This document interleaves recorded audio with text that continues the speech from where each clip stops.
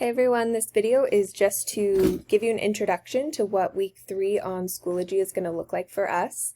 Last week we tried out the packet for short stories on characterization and irony, and this week I want to give us a different way to get to assignments, and we'll do a poll at the end to see which one works best for us.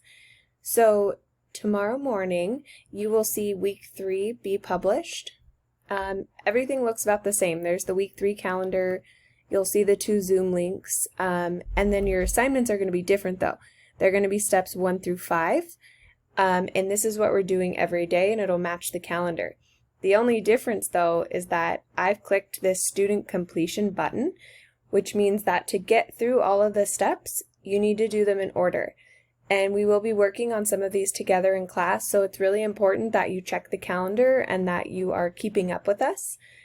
So make sure you're looking at that. It's a new way to go through. Hopefully it's not too hard, and hopefully this week is going to be a little bit more interesting. If you have any questions about this, please let me know. But you'll see all of these are listed step 1 through 5, and you'll see on our calendar, once you can see this tomorrow, that it's all listed out step 1 through 5.